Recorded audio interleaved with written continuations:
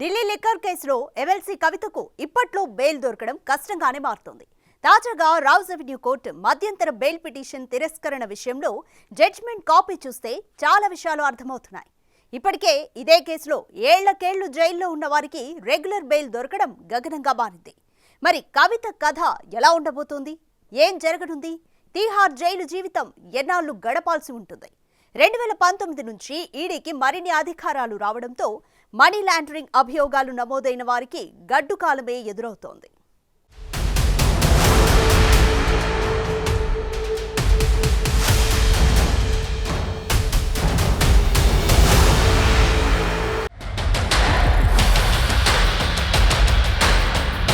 Delhi liquor కేసులో రోజుకో పరిణామం. ఎమ్మెల్సీ కవితకు బెయిల్ రావటం కష్టమేనా?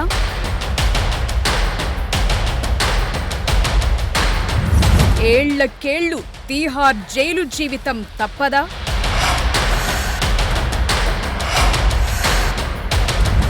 కవిత బయటకొచ్చే అవకాశం ఎంత? పిఎంఎల్ఏ చట్టం నిబంధనలు ఏం చెబుతున్నాయి? 2019 తరువాత ఈడీకి వచ్చిన పవర్స్ ఏంటి?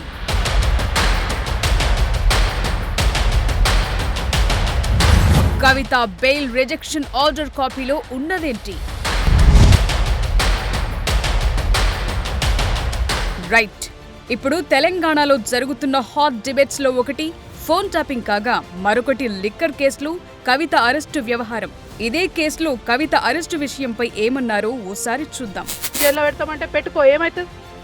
భయపడేదేముంది? ఏం చేస్తారు? ఎక్కువ ఏం చేస్తారు? ఊరెక్కిస్తారా? ఎక్కువ అంటే జైల్లో పెడతారు, అంతే కదా. పెట్టుకొని రాదు. లిక్కర్ కేసులో మహా అయితే అరెస్టు చేస్తారు, అంతే కదా, చేసుకోండి అని ఒక దశలో ఎమ్మెల్సీ కవిత కామెంట్స్ చేశారు. అప్పుడు అలా మాట్లాడడానికి కారణం బహుశా అరెస్టై త్వరగా బెయిల్పై బయటికొస్తానన్న ధీమా కావచ్చు.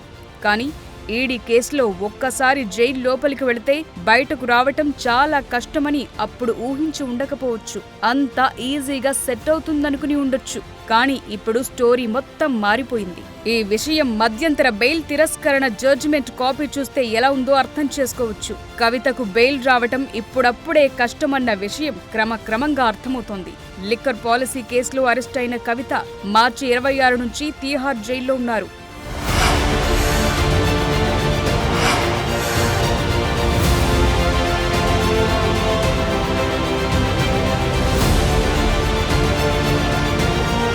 నిజానికి 2018లో ప్రివెన్షన్ ఆఫ్ మనీ లాండరింగ్ యాక్టులో సవరణలు చేసిన తర్వాత ఈడీ కేసుల్లో బెయిల్ దొరకటం చాలా కష్టంగా మారిపోయింది.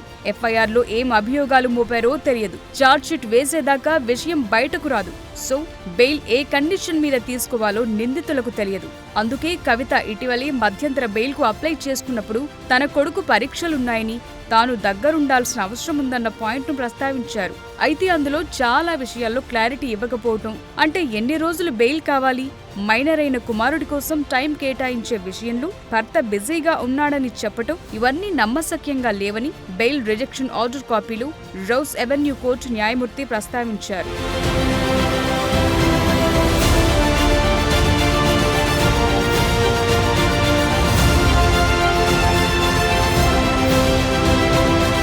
ఎమ్మెల్సీ కవితకు బెయిల్ రావటం ఎంత కష్టమో చెప్పేందుకు కొన్ని ఉదాహరణలు చూద్దాం. ముఖ్యంగా బెయిల్ రిజెక్షన్ ఆర్డర్ కాపీలో న్యాయమూర్తి స్వయంగా చాలా ఉదాహరణలను ప్రస్తావిస్తూ బెయిల్ తిరస్కరించారు.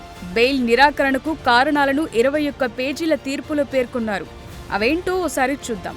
కవిత పలుకుబడి గల మహిళ అయినందున బెయిల్ ఇస్తే మరోసారి సాక్షులను ప్రభావితం చేసే అవకాశం కనిపిస్తోందని కోర్టు పేర్కొంది.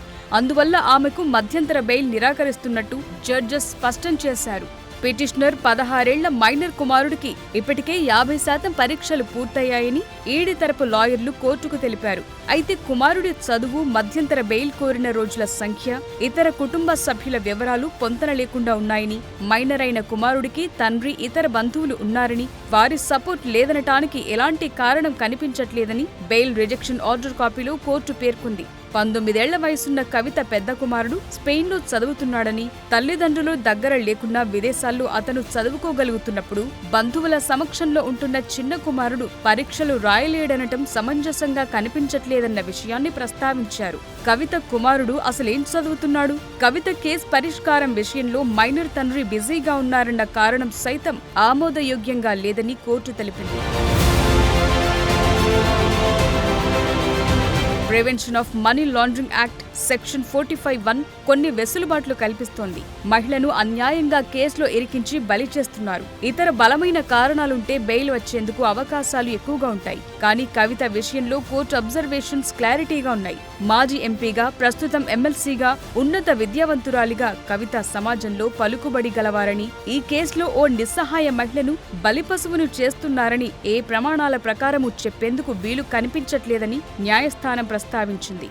నేరాల విషయంలో కవిత చురుకైన ప్రమేయం, సాక్షులను ప్రభావితం చేసే ప్రయత్నంతో పాటు ఉద్దేశపూర్వకంగా సాక్ష్యాలు ధ్వంసం చేస్తారనే విషయంలో కోర్టు ముందుంచిన అంశాలను పరిశీలిస్తే కవిత ప్రమేయం ప్రాథమికంగా కనిపిస్తోందని, దీంతో మహిళ కాబట్టి PMLA చట్టం సెక్షన్ 45(1) ప్రకారం విచక్షణకు ఆమె అర్హురాలు కాదని స్పష్టం చేసింది కోర్టు. చదువుకున్న సంపన్నులైన మహిళలు ఈ రోజుల్లో వ్యాపారాలు నిర్వహిస్తున్నారని, అక్రమ కార్యకలాపాలకు కూడా పాల్పడుతున్నారని, అందువల్ల కోర్టు అలాంటి వారికి బెయిల్ ఇచ్చే ముందు న్యాయసమ్మతంగా వ్యవహరించాల్సి ఉంటుందని న్యాయమూర్తి పేర్కొన్నారు. కవితకు ఈడీ నోటీసులు ఇచ్చిన తర్వాత తన ఫోన్లో డేటాను ధ్వంసం చేశారని, ఫోరెన్సిక్ రిపోర్టులో ఈ విషయం నిర్ధారణ జరిగిందన్న విషయాన్ని బెయిల్ రిజెక్షన్ తీర్పు కాపీలో ప్రస్తావించారు జడ్జ్. కుమారుడికి పరీక్షల భయం మధ్యంతర బెయిల్కు తగిన కారణం కాదని క్లారిటీ ఇచ్చారు. నేరాలలో బలి కావటానికి కవిత నిస్సహాయురాలైన మహిళ కాదని స్పష్టం చేశారు. సో ఢిల్లీ లిక్కర్ కేసులో ఇప్పటి వరకు ఈడీ అభియోగాలు మోపిన వారిలో, అరెస్ట్ అయిన వారిలో, నిందితుల జాబితాలో ఉన్నవారిలో, అప్రూవర్లుగా మారిన వారిలో అందరిలో కవిత ఒక్కరే మహిళ. మిగతా వారితో పోలిస్తే బెయిల్ త్వరగా రావటానికి కొన్ని అవకాశాలు కనిపిస్తున్నా తాజాగా బెయిల్ రిజెక్షన్ ఆర్డర్ కాపీ చూస్తే జైలు బయటకు రావటం అంత సులువు కాదన్న విషయం అర్థమవుతోంది.